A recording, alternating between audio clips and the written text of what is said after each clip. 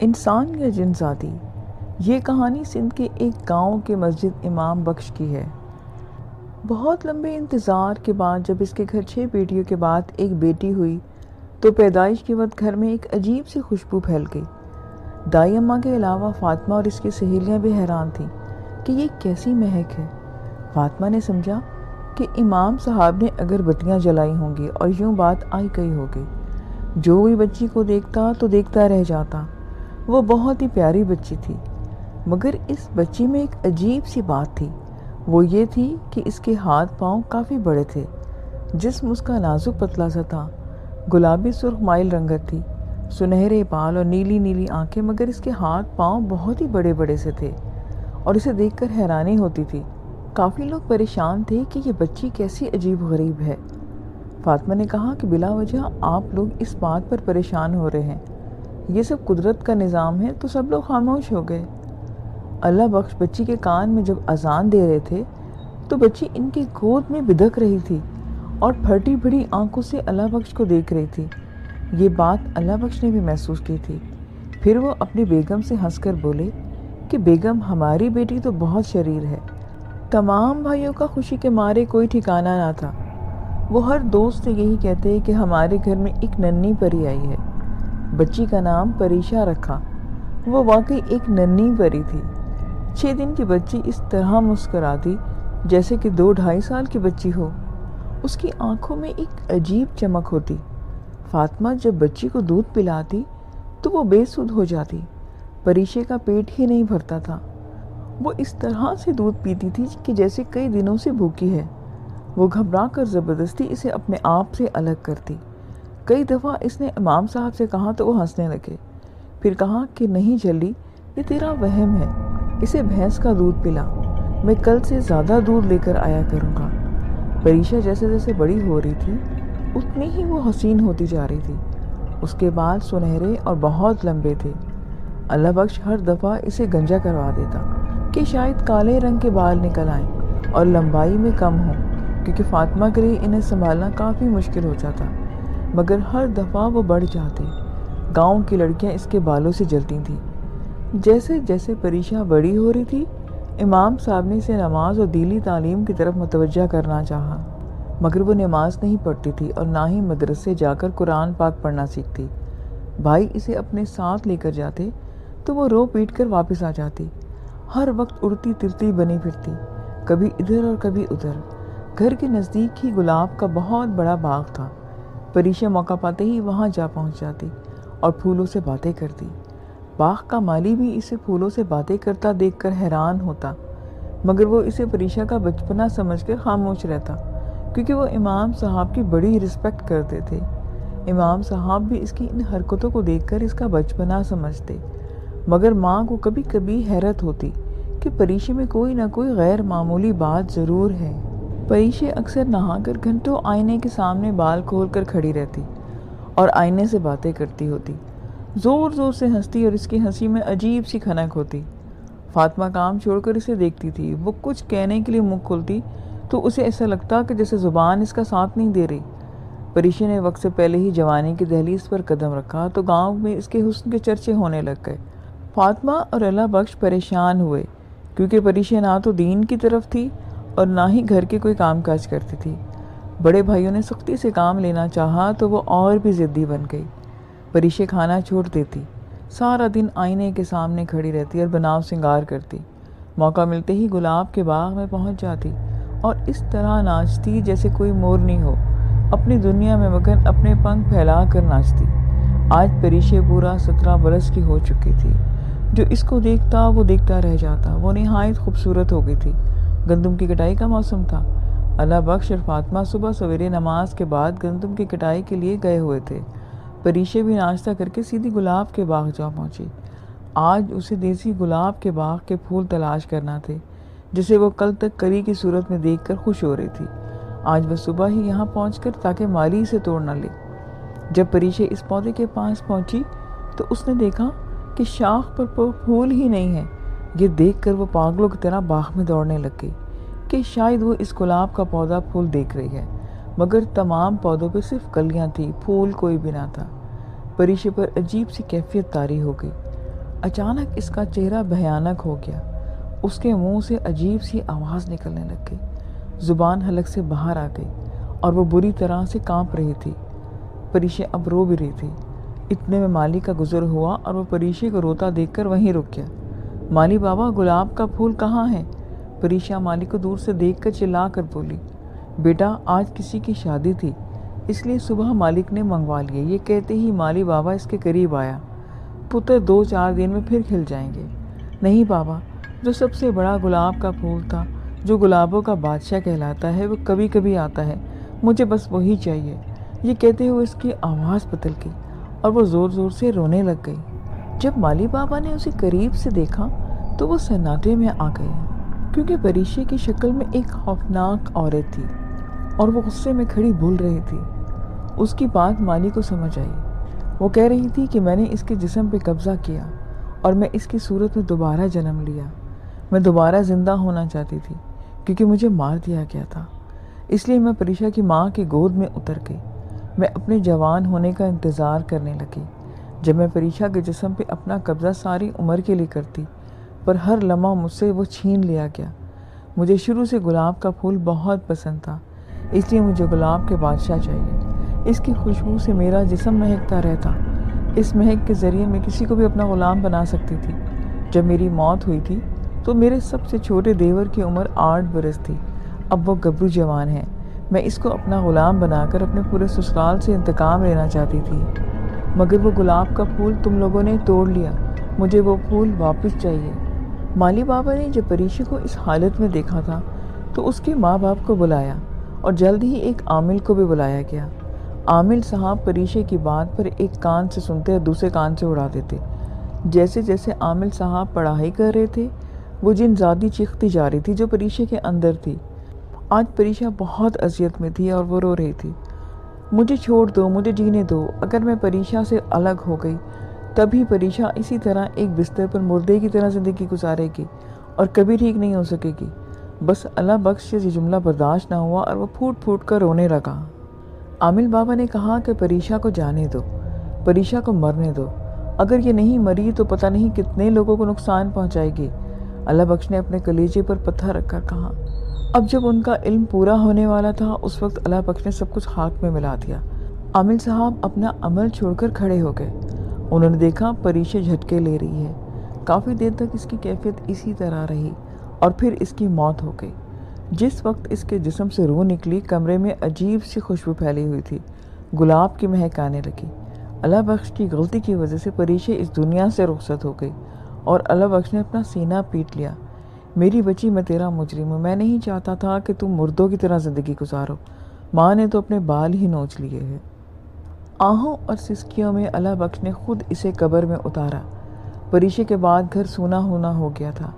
اس غم میں 1 سال کے اندر ہی اندر فاطمہ بھی مر گئی۔ اللہ بخش اکیلا رہ گیا۔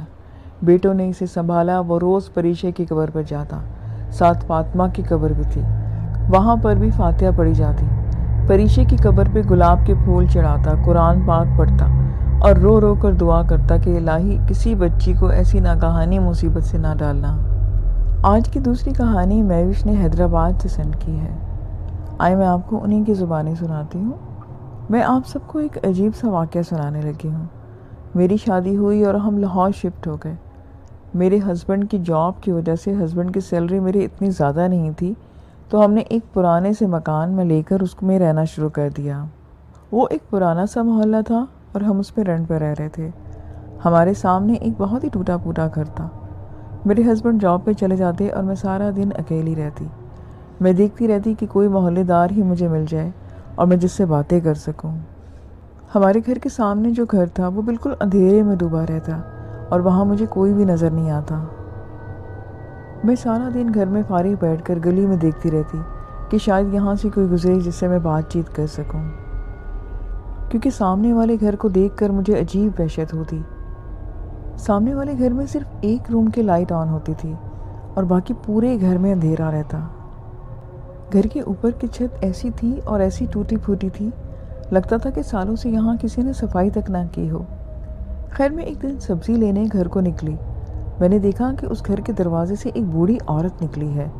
مجھے اس کا بس تھوڑا سا چہرہ نظر آیا تھا۔ میں نے ان کو سلام کیا مگر انہوں نے مجھے جواب نہیں دیا اور جلدی سے وہ اندر چلی گئیں۔ ان کا حال ایسا دکھ رہا تھا کہ جیسے سالوں سے وہ نہائی تک نہ ہو۔ بال بکھرے ہوئے اور عجیب سا حال تھا جو میں پراپرلی آپ کو ڈیفائن نہیں کر پا رہی۔ اس بوڑھی عورت کو دیکھ کر میرا تجسس بڑھ گیا تھا۔ میں جاننا چاہتی تھی کہ اس گھر میں کیا ہے اور یہ لوگ اس طرح سے کیوں رہتے ہیں۔ یہ بوڑھی عورت کون ہے؟ ہماری گلی میں جو باقی کے گھر تھے وہ بھی زیادہ تر خالی تھے۔ ایک دن میں صحن میں کھڑی تھی کہ رکشا رکنے کی آواز آئی۔ میں اپنے کام میں لگی ہوئی تھی اور تھوڑی دیر کے بعد میرا دروازہ بجا۔ دروازے پہ کوئی آنٹی تھی۔ کل سے وہ کافی بہتر لگ رہی تھی۔ انہوں نے سلام کیا اور بولی کہ آپ یہاں نیو شفٹ ہوئی ہیں۔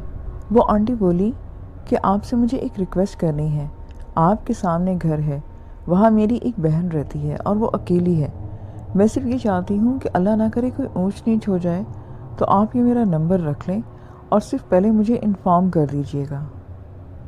میں تو جیسے اس چیز کے انتظار میں تھی۔ میں نے انہیں اندر آنے کو کہا مگر شاید وہ جلدی میں تھی، تو انہوں نے کہا کہ میں پھر کبھی آپ کے گھر آؤں گی۔ پھر وہ آنٹی چلی گئی مگر انہوں نے مجھے اس عورت کے بارے میں زیادہ نہیں بتایا تھا، نہ ہی اس گھر کے بارے میں۔ میں یہ چاہتی تھی کہ وہ میرے گھر آئیں تاکہ مجھے اس کے بارے میں ڈیٹیل سے پتہ چلے۔ اور پھر تقریباً 1 ویک کے بعد وہ آنٹی دوبارہ ہمارے گھر آئیں۔ انہوں نے میرے گھر کی ڈور بیل بجائی تو میں نے ان کو ویلکم کیا اور روم میں بٹھایا اور ان کو میں نے ٹی کی آفر کی۔ آنٹی اچھی خوبصورت عورت تھی۔ وہ عبایا پہنے ہوئی تھی، وہ تھوڑی بیچاری جھجک رہی تھی۔ میں آپ کو بتاتی چلوں کہ میں کافی ٹاکیٹیو عورت ہوں، لوگوں کو باتوں میں لگا لیتی ہوں اور لوگ اپنی پرابلمس اکثر مجھ سے شیئر کر لیتے ہیں۔ خیر میرا کچھ انٹروڈکشن لینے کے بعد وہ ہچکچاتے ہوئے بولی کہ سامنے والے گھر میں میری امی ابو کا گھر ہے اور گھر میں جو رہتی ہیں وہ میرے بڑی بہن ہیں۔ میں نے چپ کر کے ان کی باتیں سن رہی تھی۔ میں چاہ رہی تھی کہ وہ خود ہی بولیں۔ میں انتظار کر رہی تھی کہ وہ کچھ بولیں مگر ان کی آنکھوں میں آنسو آ گئے۔ اب میں نے ان کو تسلی دی اور کہا کہ اگر آپ شیئر نہیں کرنا چاہتی تو آپ چھوڑیں، ہم کوئی اور بات کرتے ہیں۔ لیکن جیسے ہی وہ خود اپنے دل کا حال بتانا چاہ رہی ہوں، اب آگے کی سٹوری میں آپ کو ان کی زبانیں سناتی ہوں۔ ہم 5 بہن بھائی تھے۔ اچھا خوشحال گھر تھا ہمارا۔ امی ابو میں پیار محبت سب ہی کچھ تھا ہمارے گھر میں۔ بس کمی تو ایک چیز کی تھی، ہمارے لیے بھائی کی اور میرے ماں باپ کے لیے ایک بیٹے کی، اور اس کمی نے ہم سے ہمارا سب کچھ چھین لیا۔ میری ماں نے بچے پہ بچہ پیدا کیا صرف اس چکر میں کہ اب کے بیٹا ہو جائے، اور جب دعاؤں سے کام نہ ہوا تو تعویذ گنڈوں کے چکر میں پڑ گئیں۔ ہم سب بہن بھائی تو اس وقت بہت چھوٹے تھے، ہمیں اس چیز کا کچھ اندازہ بھی نہیں تھا۔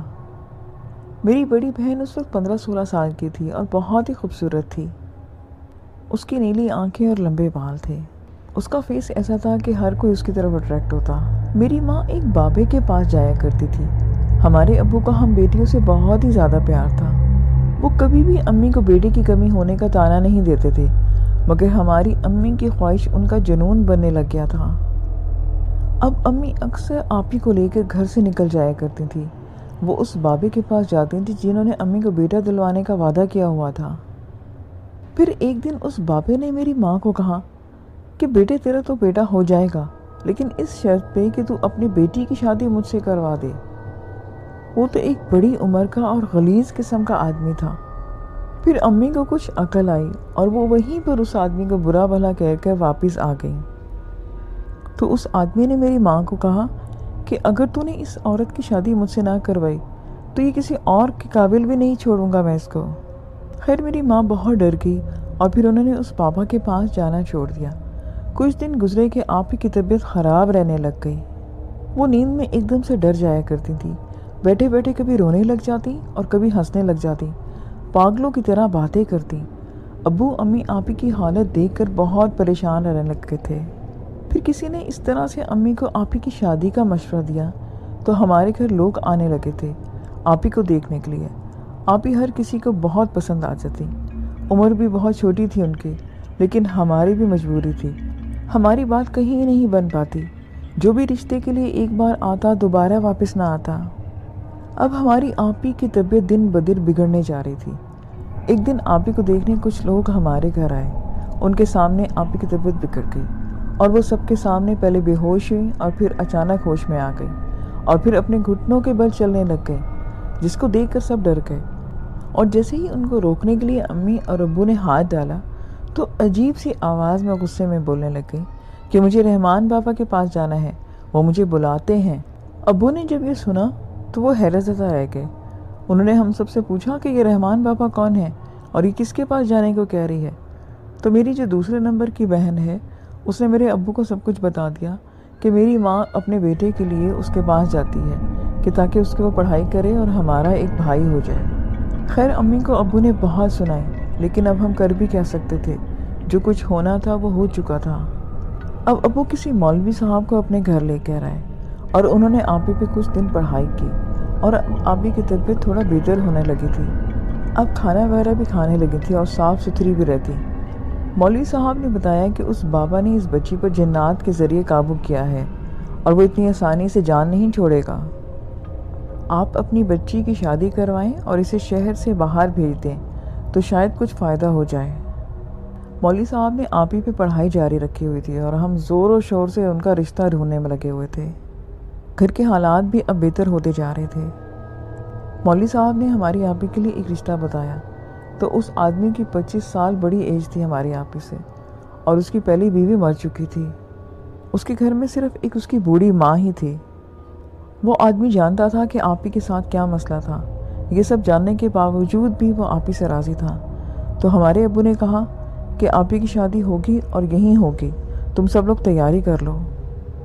इस तरह एक हफ्ते के अंदर अंदर हमारी आपी राज़ी नहीं थी, लेकिन उनकी शादी कर दी गई। वो आदमी बहुत अच्छा था, हमारी आपी का बहुत ख्याल रखता था। अब आपी खुश रहने लग गई थी। किस्मत फिर पलट गई और आपी को फिर फिट्स आने शुरू हो गए। मेरी आपी के हस्बैंड भी बीमार रहना शुरू हो गए थे। उनके बिजनेस से उनको मुसलसल नुकसान हो रहा था और एक रात ऐसा हुआ कि वो रात को सोए और सुबह ना उठ सके। हम सब के लिए वो दिन क़यामत से कम का ना था। समझ नहीं आ रहा था कि अब क्या करें और क्या ना करें।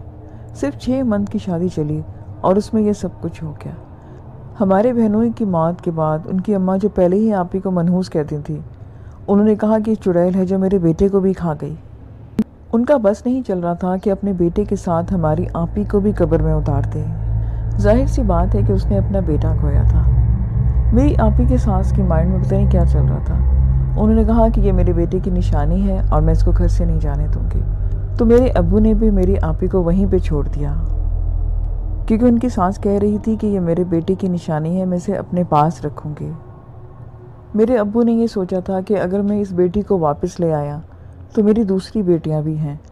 मेरी इस बेटी को लोग मनहूस समझते हैं और मेरी दूसरी बेटियों के रिश्ते नहीं होंगे। अल्लाह अल्लाह करके मेरे 2nd नंबर वाली बहन का रिश्ता हुआ और फिर 3rd नंबर वाली का। अब हम सब अपनी अपनी लाइफ में बिज़ी थे। 2-3 महीने के बाद मेरे अम्मी अब्बू जाकर आपी से मिलाते, हमें आपी से मिलने नहीं देते थे। जब मैं बहुत छोटी थी, मेरी आपी की सास ने मेरी आपी पे बहुत जुल्म किया। कभी वो उसको डंडे से मारती और कभी गरम सलाई उसके ऊपर लगाती। उसके जिस्म पे कभी कभी बहुत सारे निशान होते। मेरी आपी जुल्म सहते सहते अब निढाल हो चुकी थी। इस तरह वो औरत मेरी आपी पे जुल्म करते करते खुद ही इस दुनिया पे चली गई और अब मेरे अब्बू के लिए एक और परेशानी खड़ी थी कि मेरी आपी का क्या होगा। और मजबूरन वो आपी को घर लेके आ गए। वो दिन मुझे याद है कि आपी का हाल देखकर मैं बहुत डर गई थी। ऐसा जैसे कि कोई मुर्दा हो, कोई कब्र से निकाल कर ले आया हो। गोश्त नाम की कोई चीज़ उनके जिस्म पर नहीं थी, वो एक सूख के कांटा बन चुकी थी। आपी को घर लाकर अब्बू ने उनको एक रूम में बंद कर दिया ताकि कोई उन्हें देख ना सके।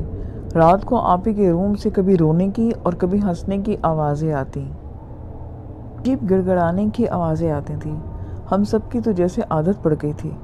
इस तरह मेरी भी शादियाँ हो गई। मुझे 16 साल की उम्र में ही ब्याह दिया गया। आपी का हाल वही रहा और इस तरह अम्मी अब्बू भी हमारे इस दुनिया से चले गए।